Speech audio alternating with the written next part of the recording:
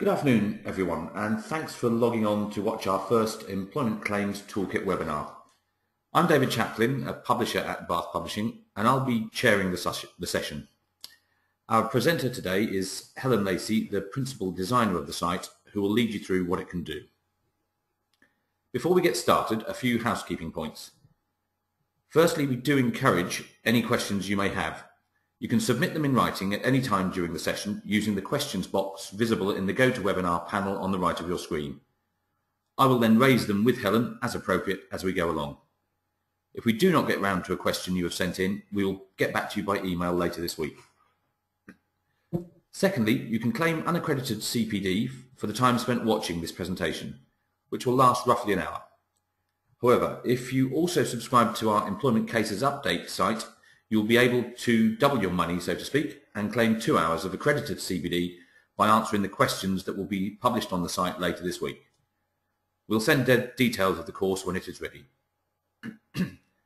Thirdly, the session is being recorded and will be published on the Employment Claims Toolkit blog later this week, so you can play it again or get your colleagues to watch it if you need to. And finally, we would be grateful for any feedback on the content or presentation of the webinar.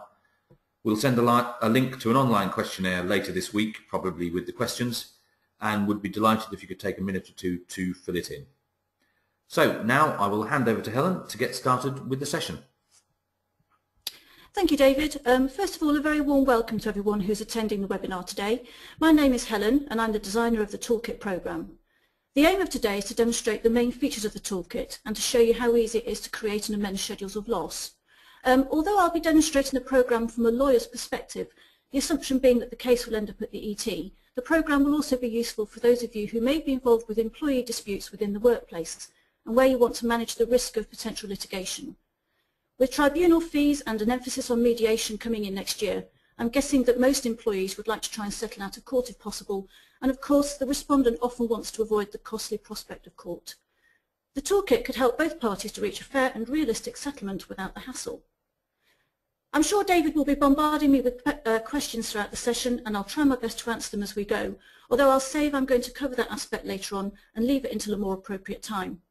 Also, for existing users, you might notice as we're going through that we've made a few improvements to the programme in recent days, and I'll try to remember to tell you what they are. I'm going to run through two case studies, Green versus XYZ and White versus ABC.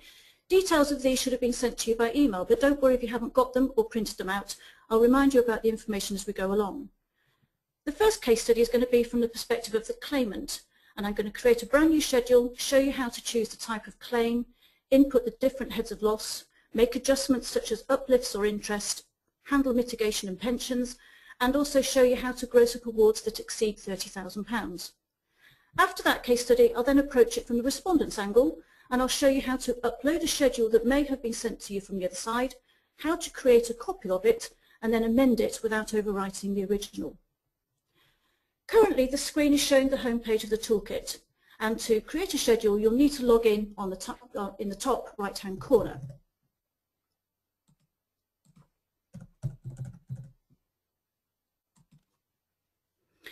Once you've logged in, you get taken straight to your list of cases, and you can see that I've got one there at the moment, just called Brown versus K Limited.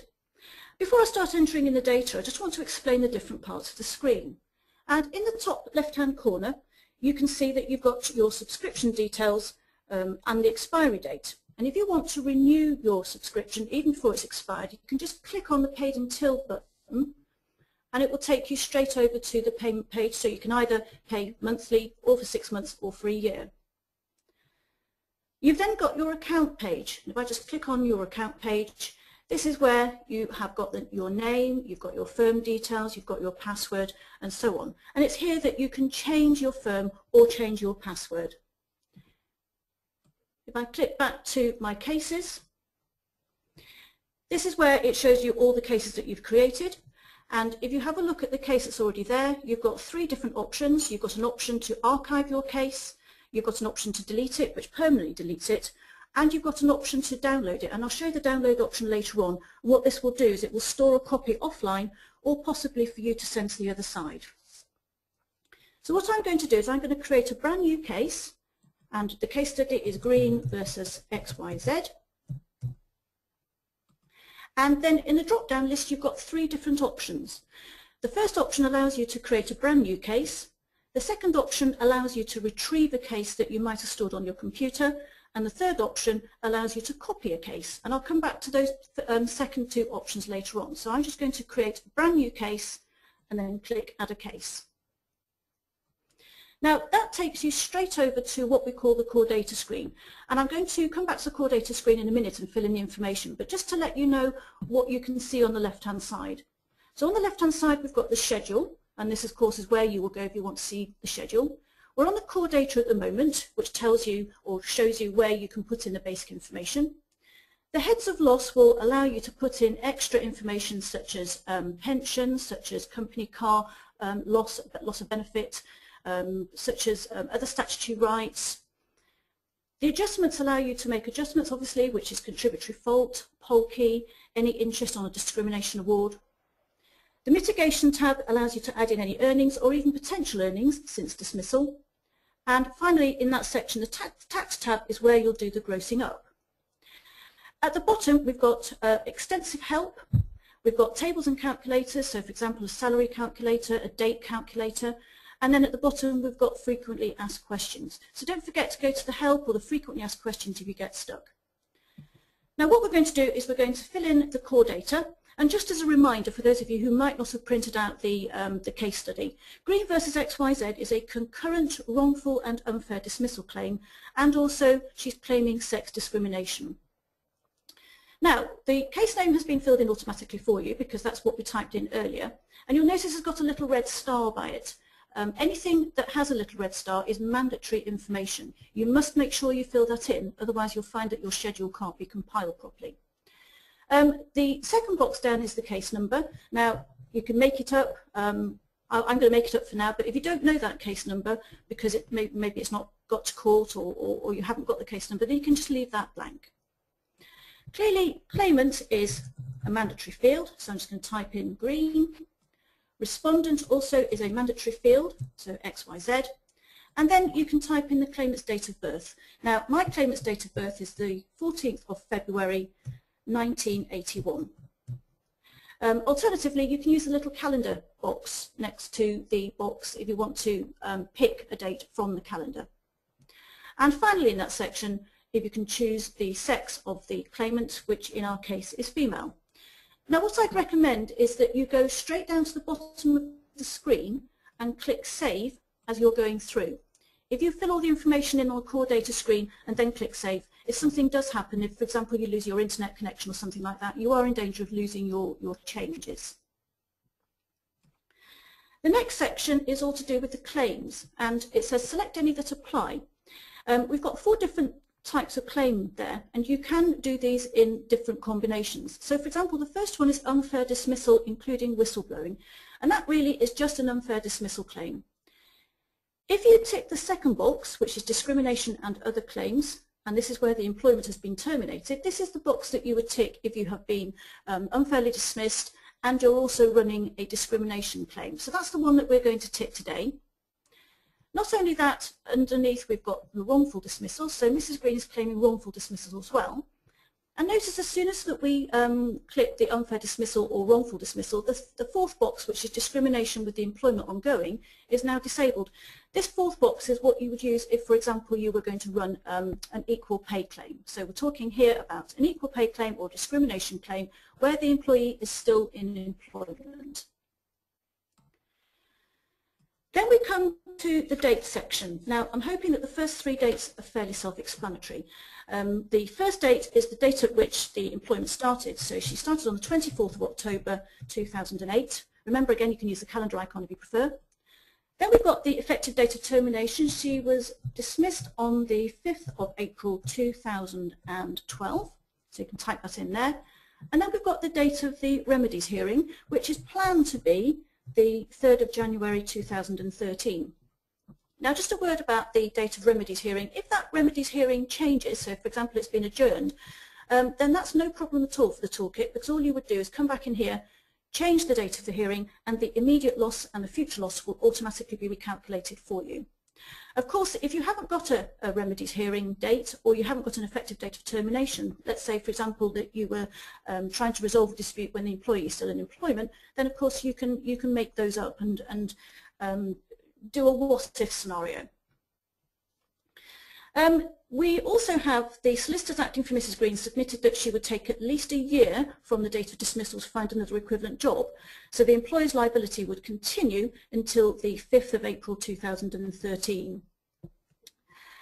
She doesn't have an equivalent permanent new job, so that's the 4th box, the date the new equivalent permanent job started, so she doesn't have one of those, so we're just going to leave that blank.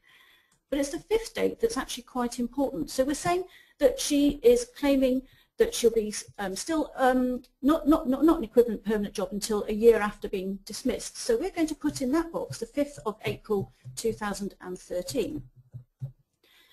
It's worth having a think about that box. That box actually does 2 jobs. At the moment, what it's going to do is it's going to calculate the future loss for Mrs. Green.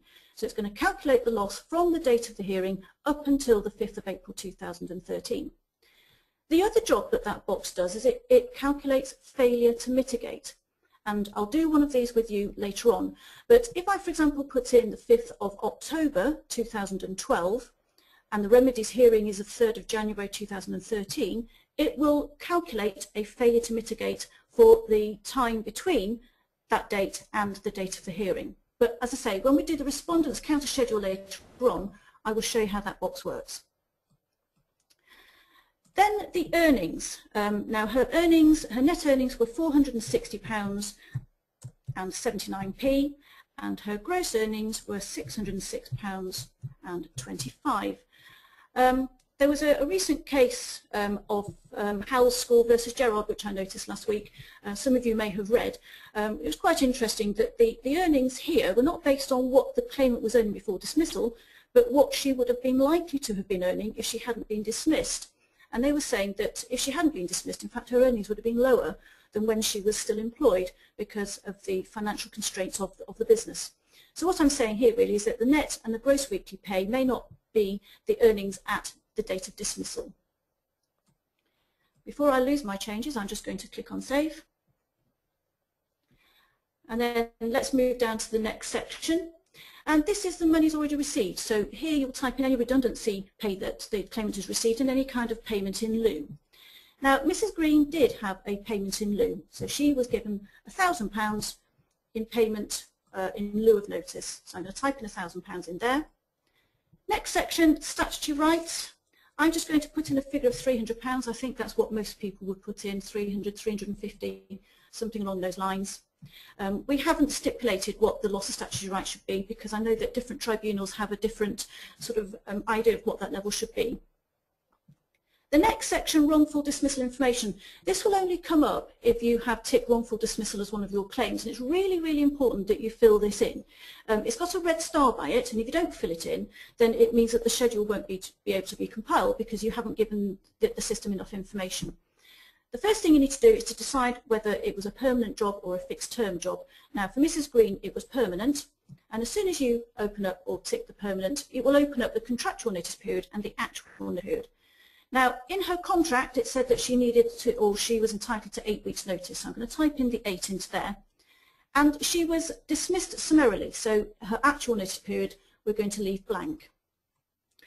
Now at the bottom we've got something about pensions. Now if you wouldn't mind, I'm going to leave the pensions blank just for the moment because I want to save what we've done so far and just show you the schedule. So we'll come back to pensions later. So if I click on the schedule in the top left hand corner, and we've got 4 different ways in which you can view the schedule. But before I come to those, let me just show you what the schedule shows. First of all, we've got prepared by Helen Lacey of Bath Publishing Limited at the top, and that's come through from my account details, but of course you can change that however you like.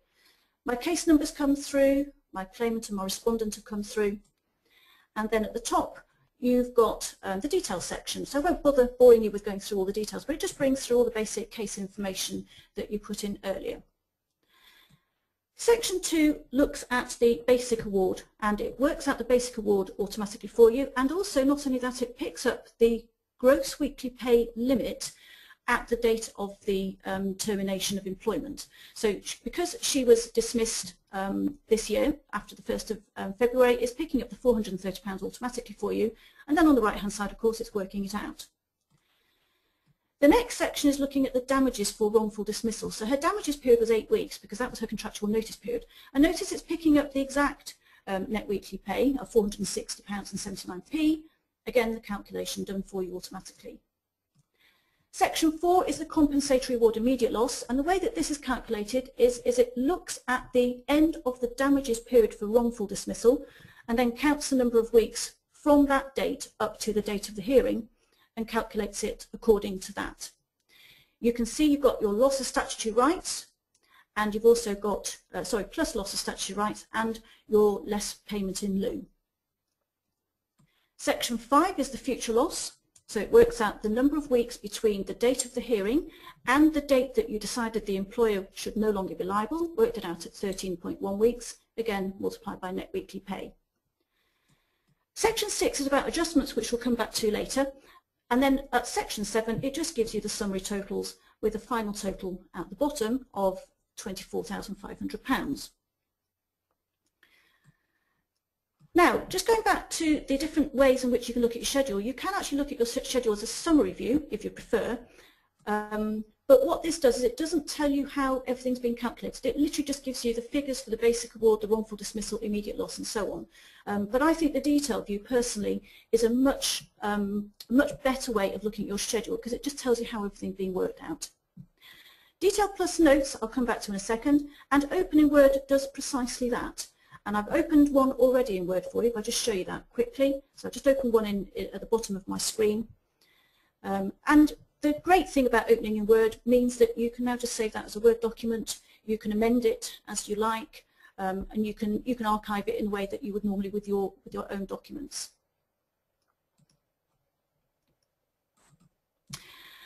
Okay, going back to the core data, and what I would like to show you now are a few little bits and pieces which you might find useful.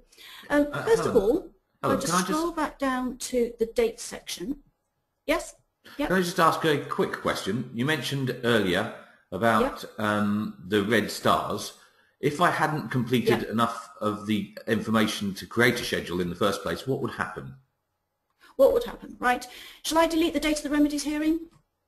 Let me get rid of that. Okay. So if we haven't got a hearing, then it can't calculate anything. Save that. And if I go back to my schedule, it will say that my schedule can't be compiled. Now, for existing users, this is a new improvement. What we were finding is that sometimes people couldn't create their schedule because they hadn't put the information in, and they weren't sure what was the information that was missing. But now it tells you what the information is that's missing. Okay, thank you. Does that answer your question? Yep, thank you very much. Right, let me go and put that date back again, otherwise I'll keep getting that message. When was it? 3rd of January 2013. Right, okay. Yeah. So just as I was just about to say about that date, if you hang your cursor over some of the fields, I don't know whether you can see on your screen, I'm hoping you can, but you can see a little white question mark, and what that means is that there's some help behind it. And if I click on that link, you can't see it terribly well at the moment, so let me just close that down and try it again. If you click on that link, it will give you some information about what that means. And I've deliberately clicked on that because I find that that field is quite difficult. And it tells you, as you can see in the help, it tells you that you can work out the future loss, or it works out the failure to mitigate. So it gives you a lot of information about what that field actually does. So if you get stuck in any point, click on the little link and then hopefully you'll get some information. Don't forget as well, you've got a little blue icon at the top here that will also take you over to the help. So either way, you've got lots of help there if you get stuck. The other thing that's quite nice, and I hope you can see it on your screen, it's not very clear, but next to that date and against some of the other fields as well, you've got a little yellow post-it note. And if you click on that, it allows you to annotate your schedule. So I'll say that in this case, Mrs. Green can't get, or she's going to take another year to get a job because she's suffering from stress. And I can't spell stress. I'm going to note, and then I'm going to save it. And let me just show you on the schedule where that comes up. and for some reason it hasn't come up. Let me just bear with me for a second. Let me see about my note again. Right, suffering stress, save note.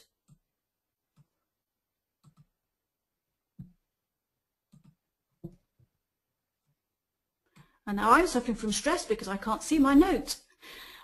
Anyway, oh, it's because I haven't ticked the right option, sorry, detail plus note. If you tick on the detail plus note section, you'll then find out that you've got your suffering from stress underneath that date. So these little post-it notes are really, really clever for being able to annotate your schedule. You don't need to use those post-it notes if you don't want to, because when you have opened your schedule in Word, of course you can type them in Word as well. Okay, but that's a nice little thing if you want to use it. I want to go back into the core data, and I just want to briefly go through the pensions. So at the bottom here, if you're intending for the toolkit to calculate your pension, you must fill in the normal retirement date here. If you're just going to put a sum in for pensions, then you don't need to fill this information in. But Mrs. Green's normal retirement date is going to be the 14th of February 2046, and her gross weekly pensionable pay, for those of you who know things about pensions, this does not necessarily have to be the same as her gross pay. So it's the gross weekly pensionable pay that her pension is going to be based on. So if I save that, and I'm going to come back to the pensions and give you some more information later on. We then come on to mitigation. Those of you who've got your case study open, you'll notice that she did have some part-time earnings from the Citizens Advice Bureau. And what she needs to be able to do is to credit those earnings against any of her awards. You pop along over to the left-hand side onto the mitigation tab, and you'll notice in the table there that you've got a chance to put the name of the employer in, the start and the end date of that employment, and any of the earnings. So she started at the CAB on the 23rd of July 2012. Sorry, this is the CAB. Put on the name of the employer first of all. She started on the 23rd of July 2012, and she's expected to still be there at the date of the hearing. So I'm going to put in the 5th of April 2013 because she's still going to be there, and she's expecting to earn £15,523 during that time. Don't forget to click the Add button at the side, and that adds your employment to the table, and of course you can add more employments as you're going along. So as soon as you add one, it will open up another line for you to put more in. Don't forget that this screen can also be used to say, well, I think they ought to have earned a certain amount of money, even if they haven't. So if the respondent says, well, I think they ought to have earned such and such by such a date, you can put that information in here as well. And then don't forget to save at the end. Let's have a look at the schedule and show you where that's come through. So it's come through to the compensation award immediate loss, and there you've got your earnings at the CAB between those two dates. And notice as well that it's put the date of the hearing as the from and the to date, because the rest of the mitigation gets popped into the future loss area. So there's your mitigation. Next thing, adjustments. Mrs. Green claims that any award should be increased by 25% as a result of the failure by the respondent employer to pursue a fair disciplinary process. So she wants an uplift of 25%. And if you want to put in any uplifts, go along to the adjustments link on the left-hand side, and you'll see quite a lot of adjustments on here. And that's because we've got unfair dismissal going along with wrongful dismissal and discrimination. First section then are all the adjustments for unfair dismissal. And all the adjustments are done in the correct order according to the statute. So you've got your Polkey reduction, you've got your failure by employer and employee, then you've got your contributory fault, the basic and the compensation award, which don't necessarily have to be the same, and then you've got deduction for any accelerated payments. So if you've got lots of future loss, you can make a deduction there for accelerated payment. We'll come back to the discrimination section later on, and the wrongful dismissal as well. So I'm going to put in an uplift of 25%. So the one that I will need to do is a failure by the employer to follow the statutory procedures. Pop in 25 and then save at the bottom. And then going over to the schedule again, I just go down to my compensation, and if you look at section 6, we've now got plus the failure by the employer, so we've added on the 25%, and now we've got the compensatory award after the adjustments. Right, Mrs. Green also maintains that she's entitled to a further sum because she didn't receive written reasons for her dismissal. Now, this is one of what I call statutory rights, and there's quite a lot of them. I'll show you where they're held. Click on the Heads of Loss section on the left-hand side, and this opens up a huge number of, well, not a huge number, but a fair number of different sections where you can put in extra information. The one that we want to put in the lack of written reasons for her dismissal is this one towards the bottom, which says statutory rights. If I just run through quickly what this does. Because there's so many of them, we decided to put them into different sections. So the first section is the contractual and procedural statutory rights. So this is your right to a contract of employment, making a protected disclosure, right to written reasons, and so on. Second section is any payment of wages for unlawful deductions, and those of you who are existing users may notice that we've added on an extra section for holiday pay. Some of our users have said it's quite nice just to have a separate section for accrued holiday pay that hasn't yet been paid. Next section is the working conditions, time off, rest periods. So this is all your flexible working, right to time off, and so on. Next section, corporate reorganisation, so you can put all your TUPE information, and if the respondent is now insolvent, you can put that information in as well. And at the bottom is all the union-related statutory rights.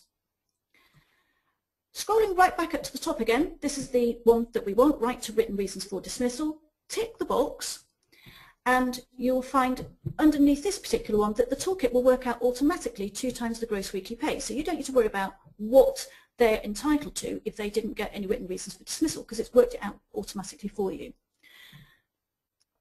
Just to let you know what the other ones do, if for example she also didn't have a contract of employment, if you tick right to written particulars, it will now say add a number in between 2 and 4. So it tells you exactly what number you can and can't enter in. If for example you put in 5, it will just knock it back down to 4. So she's got right to written reasons for dismissal, click on save, pop back to the schedule, and your statutory rights are in section 6, compensatory award of the statutory rights. This is the right to written reasons, and as you can see, it's worked out 2 lots of her gross weekly pay for you automatically. Right, next we need to think about discrimination. So she's also claiming some money for injury to feelings. Discrimination also lives underneath heads of loss. Scroll back down, and it's the non-financial losses section that you want. I know there's been a bit of discussion about why it's called non-financial losses, and if anybody's got a better name for non-financial losses, then I'd be very happy to hear. But this is where you see all your injury to feelings, your aggravated damages, your physical and psychiatric injury. And what you need to do is just pop in a number into the injury to feelings. Now, she's claiming for £18,000, but if you can't remember what all the Vento guidelines are and so on, this little blue button here, okay, so if you click on the little blue button, it will take you straight to the non-financial losses help, and in particular, on the left-hand side, I'm just going to click on injury to feelings, and there it will tell you what the Vento guidelines and the DeBell and NSPCC guidelines are. So if you've ever forgotten anything like that, you can pop along to this and have a look. So she got her £18,000, click on save. And she's also saying that she wants some interest on that.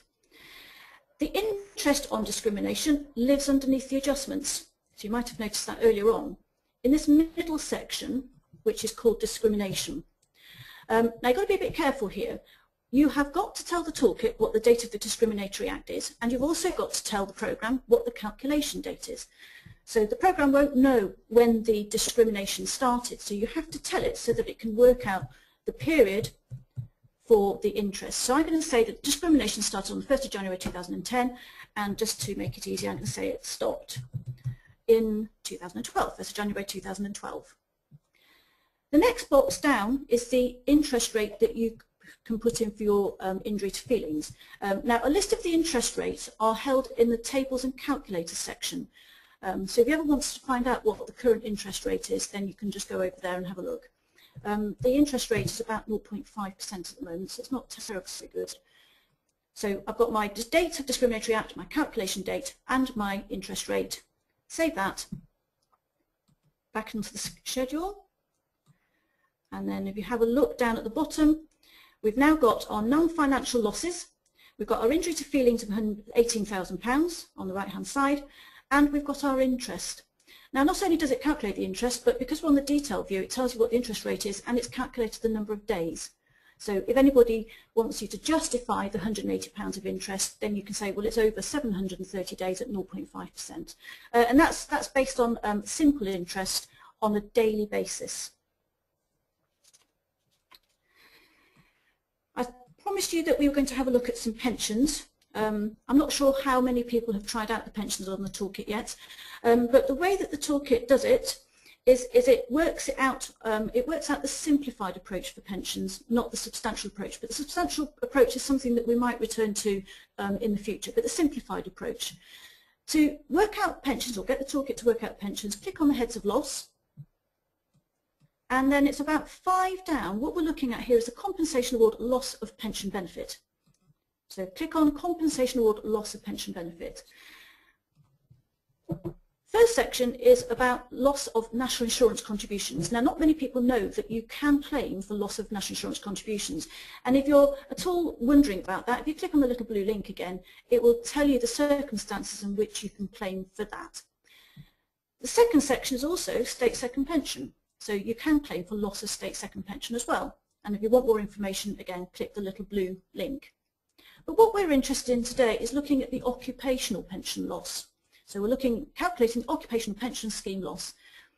You've got 3 options in the drop-down. The manual figure is what you would choose if your pension loss has been calculated outside the system and you just want to put a figure in.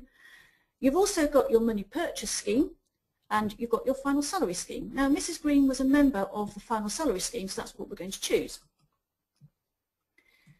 Next section, pension loss from EDT to hearing. Gross weekly pensionable pay is being picked up from the core data, so you don't need to put that back in again. The next box, you put in the employer contribution, which in her case was 12%. And the next box, I don't expect this will be used very often, but you could put in here any deduction for contingencies, any deduction you want to make. Future pension loss, it deliberately does not have the same period as the future loss for earnings, because of course pension loss, is debatable. You could say, well, I'm not going to get an equivalent pension for quite a long time. Now, with Mrs. Green, she's saying she's not going to get an equivalent pension for about 2 years. So she's going to claim for 104 weeks of pension loss there. Gross weekly pension will pay the same. Employer contribution 12%. Again, deduction for contingencies if you want, which I will leave blank. Loss of enhancement of accrued pension rights. Most of you who know about defined benefit or final salary schemes will understand what this means. But the first thing you have to do is to decide whether it's a public or private scheme. Now, she was a member of a private scheme, so I'm going to choose that first. And it's important that you choose one of these, because this is what determines the multiplying factor that it picks up from the GAD tables. Okay.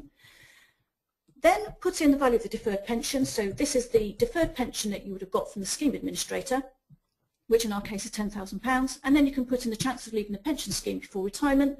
Let's say that's 25%. The deductions at the bottom are deductions for any pension contributions that might have been made by a new employer. Now, we'll presume at the moment, because she's not a member of the CAB scheme, we'll leave all that blank and then save. Pop back to the schedule, show you what the pension looks like. This is where the detail view really does come into its own, because it tells you exactly how the pension has been calculated. So we're here on immediate loss. Here's my pension loss. This is the actual pension loss from EDT to hearing. So it's told you it's 550 times the 12%. The multiplying factor has been picked up automatically for you, number of weeks and percentage for contingencies. And then it's also worked out the loss of enhancement of accrued pension rights as well for you. Again, picking up the correct multiplying factor, which in this case is 4.53. Section 5, this is your future pension loss, and it picks up again the correct multiplying factors from the GAD tables. Scrolling down to the bottom, you can see now her loss is now about £81,000. You might be wondering about the lack of the compensation cap on the schedule, because her award is far in excess of the £72,300 cap, but isn't showing. I know that her compensation is only £58,000, but I'll come back to that in a minute. The reason why the compensation cap doesn't show is deliberate, and the logic is that if the compensation exceeds the cap, it will also exceed the £30,000 tax-free amount. So that amount, or the award, will also need to be grossed up. And I've programmed the system so that it doesn't show the cap until the grossing up calculation is being done, because then I thought that the cap would be misleading. So what we need to do now is to have a think about this grossing up calculation. And the grossing up calculation can be an absolute nightmare, especially if elements of the claim keep changing or are challenged. Scroll back up to the top. And this is where we need to go to the tax link on the left-hand side. First thing you need to type in is this marginal tax rate, and I put in brackets it will usually be around 40%, but not always. Of course, this depends on the claimant's particular circumstances. Depends on their tax code, it depends on any earnings elsewhere. So this is for you to decide. I'm going to just put 40% in for this particular one. And then it tells you to tick which awards are taxable and hence which ones need to be grossed up. And I think it's highly probable that all of these, apart from the injury to feelings, will be taxable.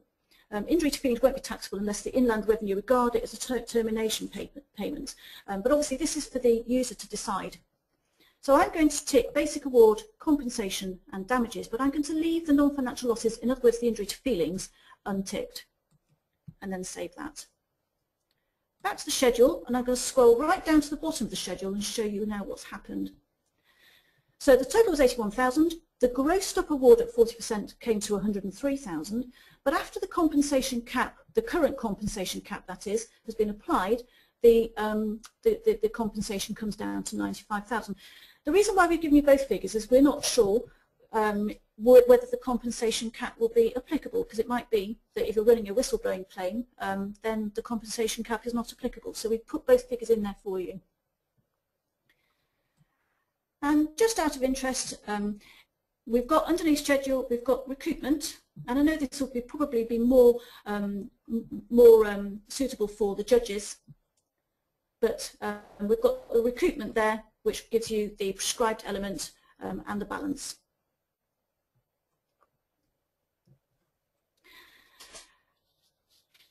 Okay, what we're going to do now is we're going to have a look at the cases. And I'm going to go back to my cases, and I'm going to show you how you can download a claimant schedule so that, let's say, somebody from the other side can access it and make any adjustments they think necessary without having to re-enter all the basic information. So let's say I was going to say send green versus XYZ to somebody else. I'm going to use this download option to store this on my computer, and then I can email it to somebody else.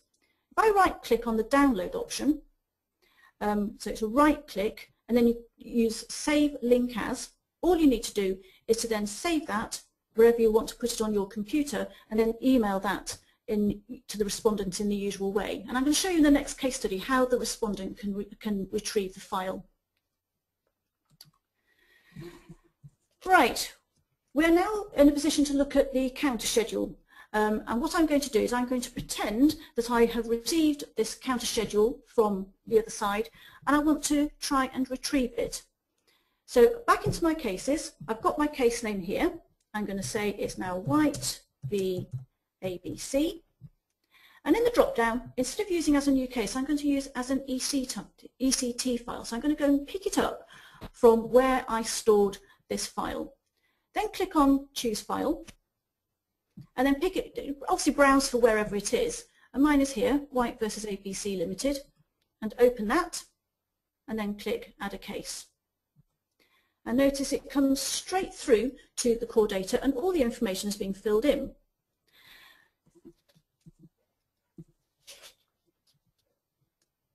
Now, we're going to go back to the schedule.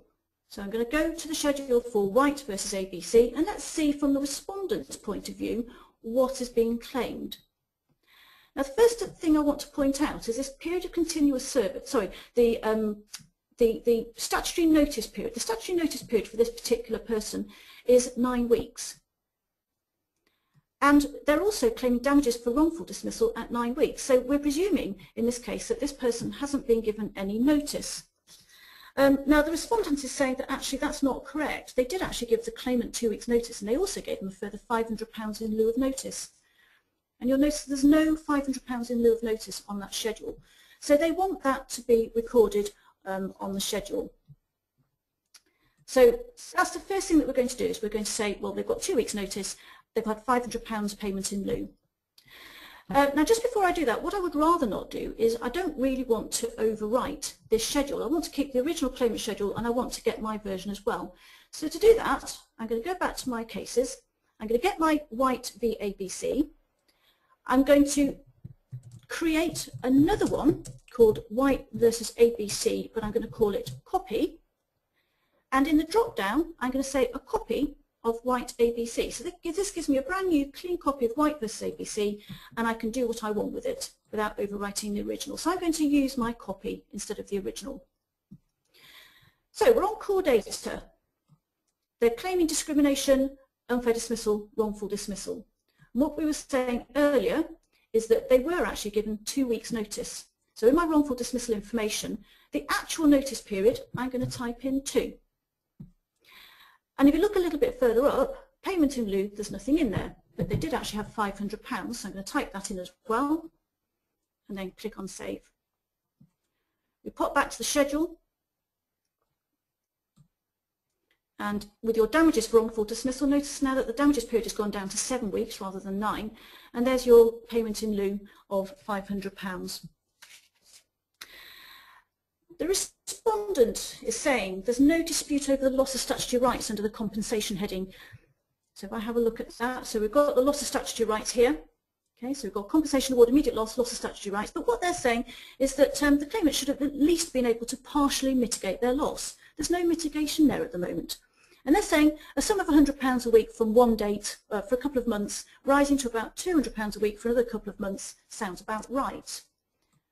So they're going to say, well, I'm going to go over to the mitigation tab, and I'm going to say, well, you were expected to have earnings between certain dates. So I'm going to type in from the 5th of December 2012 until the 5th of February 2013. They really ought to have been earning about £100 a week, which ends up as about £800 within that 2-month period. Click on the ad, and then they've got other earnings as well. So this is for the next 2 months, which are different from the first two, because they should have been earning £200 a week. So this is from February 2013 until April 2013, and they should have been earning £200 a week, so that comes to about £1,600. Add that in, and then click Save. Go back to the schedule, and let's have a look at the mitigation. So in the compensatory award immediate loss, this is the expected and the other earnings that they should have been earning. Okay, so it's bringing the compensation down to £6,660. Just while we're on the schedule, notice section 5, you've got compensatory award future loss. Now what the employer is saying is that there shouldn't be any future loss. Right? They're saying that the claimant should have fully mitigated their loss by the time of the hearing, so that future loss shouldn't be there at all. And if that's the case, we need to go back into the core data and have a look at this date section. And in the date section, the claimant lawyer has said the date by which the employer should no longer be liable is the 5th of June 2013. The respondent is saying, no, they should have mitigated their loss fully by the date of the hearing. So what we're going to do is, instead of the 5th of June, we're going to put in the date of the remedies hearing, which in our case is the 5th of April. And then click on Save at the bottom, and then the schedule. And if we have a look down the schedule, notice there that the future loss section has completely gone. Now, the claimant is also saying that they made a protected disclosure. And if you have a look a little bit further down, we've got section 5, the other statutory rights, we've got a protected disclosure, and they're claiming £5,000. The respondent's not too worried about the unlawful deductions, they're happy with the £700, but they're actually saying that the claimant didn't make a protected disclosure and they want that bit to be taken out. So in that case, we need to pop over to the heads of loss, and the protected disclosure, you may remember from before, is held under the statutory rights area.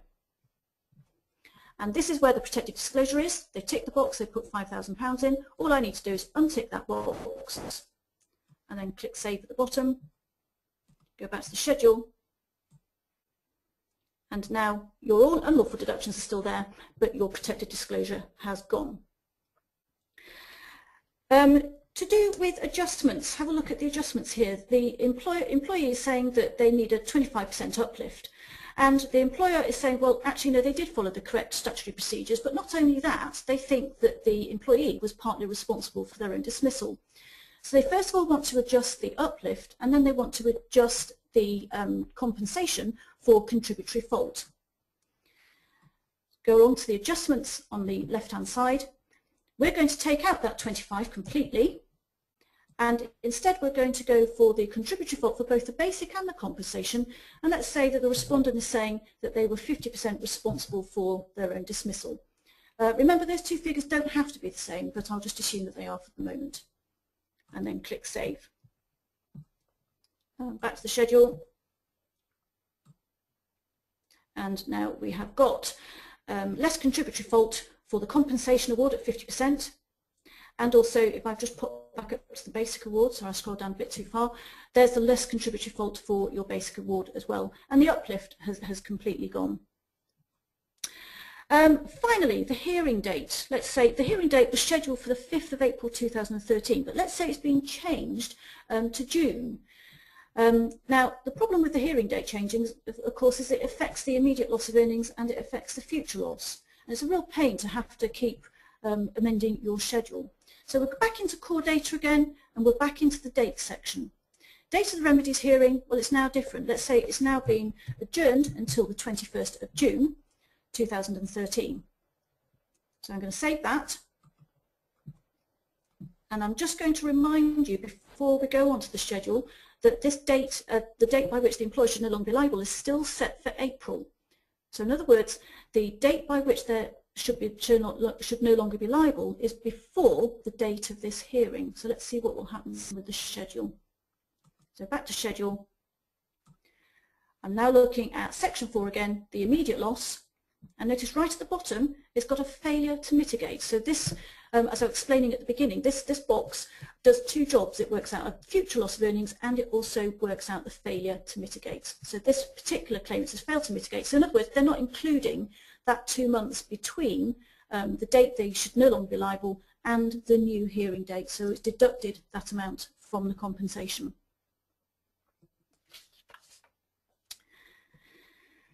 Right, I think that is just about everything I've got to show today, unless anyone has any further questions. I know David has asked one already. I don't know whether anybody's got anything else. No, at the moment it seems quiet there. If anybody's got any questions, please type them in as soon as possible so we can answer them. Obviously, if you've got any questions afterwards and you've gone away and had a think, do email us if you need to know anything else, and we can get back to you or give you a call.